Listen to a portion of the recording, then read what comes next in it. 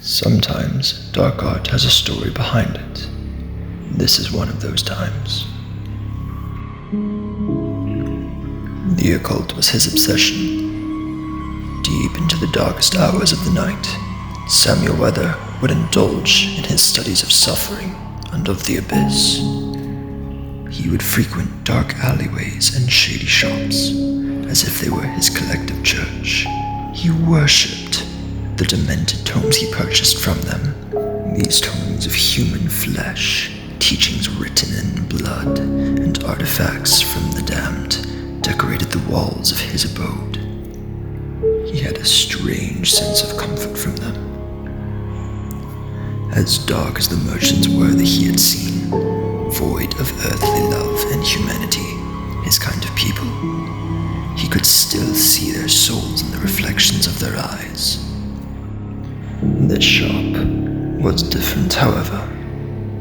There were no ocular reflections, just void black. Their sharp white teeth had almost seemed to glow in comparison, other than the stains of blood that could be seen as they all grinned at him. Welcome to our humble shop. What is it you seek? Sam felt an odd sense of foreboding, but he felt right at home just the same. With a bit of a chuckle, he only responded with one word. Power. And at that, perhaps it was just a trick of the light, but it almost seemed like there was a brief, ominous shine in their eyes. You want power? Well, we are hiring an apprentice if you are interested. There is a small price, however. Should you join us, you will resemble what you see, and from this earth, you may never leave. I was like you once, but joining the damned was the best decision I've ever made. Besides, you're already practically one of us as it is. Sam could hardly hide his excitement. At long last, he would be welcome somewhere where he would not make people feel a sense of unease just by him being around them. He had found a master to take him as an apprentice,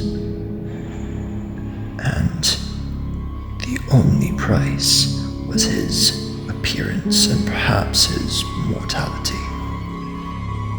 If I look like you, will I be immortal? The grins became even wider in the darkness.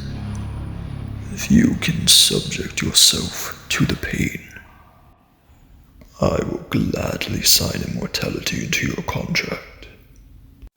Arrangements were made, and both parties signed the contract in blood. His dreams were coming true. He would no longer feel like an outsider. He would give up his worthless human life and become something more. I'm ready. I'm ready to be your apprentice, master. His head bowed in respect. Samuel did not see the look of pride and sadism on his master's face before what happened next. Then it's time. Samuel could feel thousands upon thousands of legs crawling upon him in groups of 8. In a combination of suffering and masochistic ecstasy, he screamed and moaned as they crawled under his skin and to every orifice. His screams soon became muffled as he gargled his own blood, and then ceased entirely as they ripped out his teeth and eyes. Once the process was done, the shopkeeper looked pleased.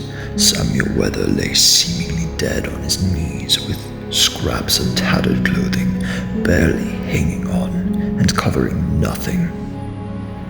Dignity and modesty gone, He was covered in all sorts of his own body fluids, including his blood, which was now as dark as the empty holes in his skull that once contained his eyes.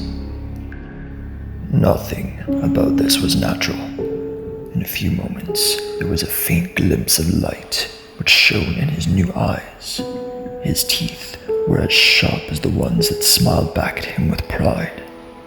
A hand reached down to him to help him to his feet, and with this gesture, the filth and grime of his dark baptism were gone. His master swooped him to an embrace and welcomed him almost like a son. His newfound brothers in darkness patted him on the back and welcomed him among their own. In his wickedness, Sam was finally rescued from a world in which he didn't belong. It's like I told you. You were already basically one of us. The spiders just had to remove you from your human shell. At these words, Samuel smiled bashfully, feeling somewhat silly that he had forgotten what he was for so long. Be more careful on future assignments. And next time you get trapped in a human vessel, don't forget to ask the spiders to bring you back home.